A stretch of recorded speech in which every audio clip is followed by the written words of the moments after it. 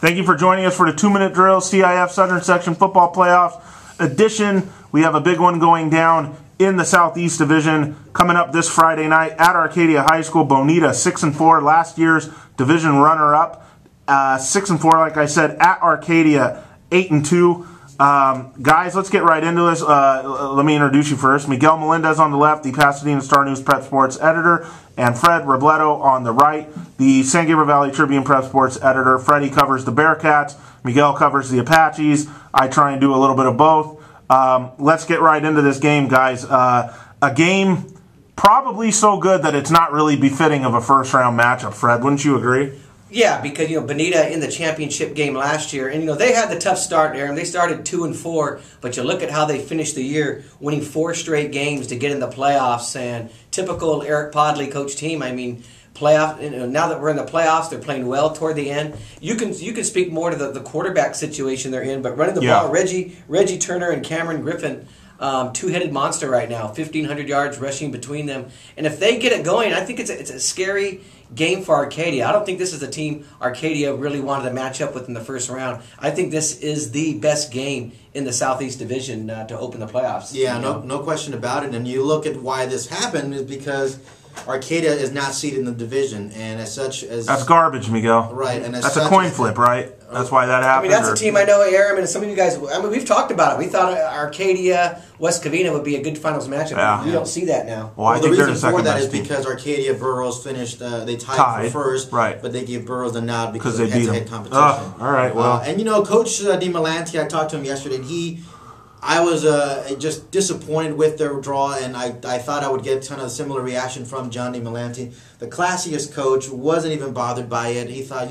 we have a home game. Mm-hmm. That's what we're excited about. And you kind of want to root for coaches like that who aren't going to vent and have gripes over their playoff selection when he easily could have. But, no doubt this is the best game in the Southeast Division, and it's something you would have wanted to see down the road, but granted, we're seeing it right off the bat. Arcadia in its history, they've never won a CIF championship in football, Aram, and they've had some good teams over the year, and they're one of those victims, one of those teams that have been in some really tough divisions when they've had good teams. I really think they're in a spot now where they can make a run. Yeah. But again, this is a tough way to open against a Bonita, who I think, in this division, the Southeast, and we were talking about this, I thought West Covina was the only one that you could really pencil into the finals. I thought any other game in this division, when you go down the matchups, you can make an argument either way. That's why you can make a good argument for Bonita. Right. They have an experienced coach in Podley who has, just last year, took him to the title game. There's a few players left over from that team who are in that finals too and know how to get there. And you just see that towards the end of the year when teams are fighting for playoff spots, when they're fighting for their lives, when we get to what we call the meat and potatoes part of the year.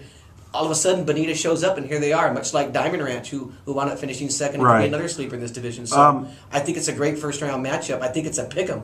Yeah. Now, Fred, you had mentioned the switch kind of on offense, their quarterback-wise. Yeah. I think last time you saw them, Fred, the season opener against San Dimas, a game that they won pretty big. That looks better and better. Yeah, Tanner Diebold, a.k.a. Sunshine, was the quarterback. Now the quarterback is Aaron Burgett. He's a senior. Diebold was a sophomore. Things, for whatever reason, just weren't flowing with Diebold at quarterback. I don't understand why, but Freddie, I saw this team recently against Diamond Bar. They have simplified the offense. They've put Burgett in there, and although, I believe you read the stats, he only has 0 touchdown passes and 7 interceptions.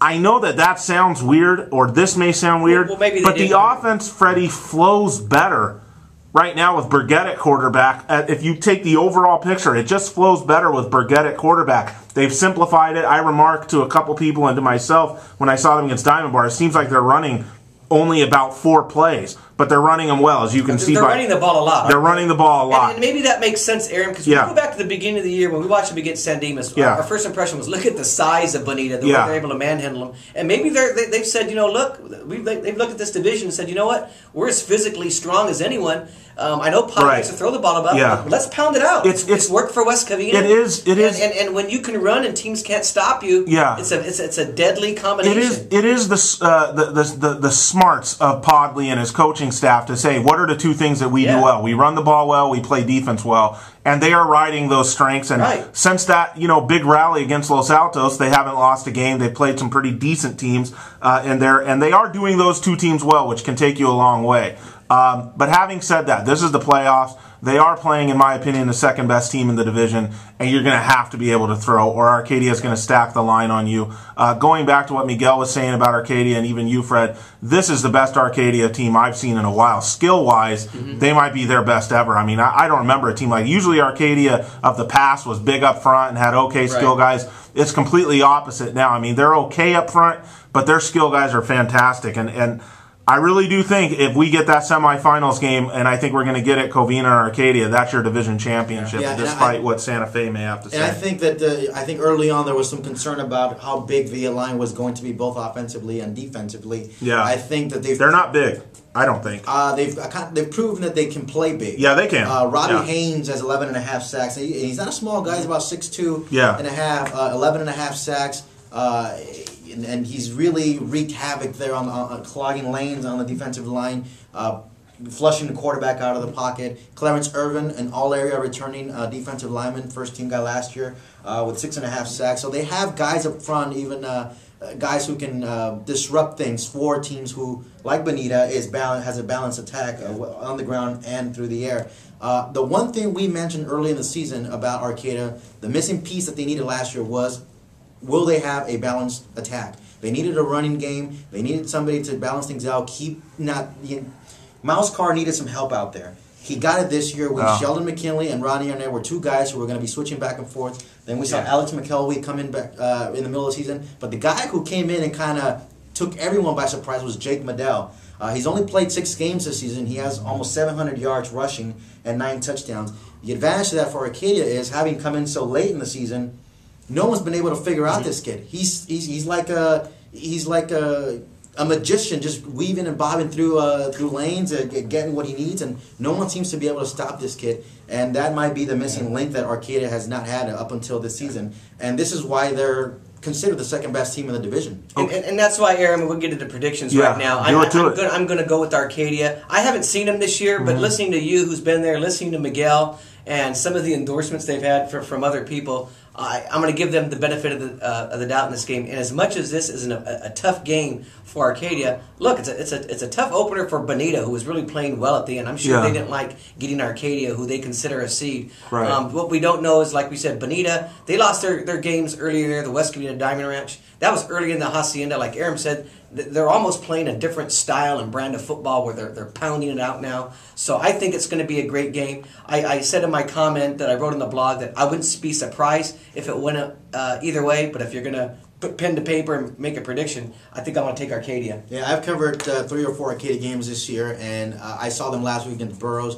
There were some miscues, especially in the center quarterback exchange, a lot of high snaps.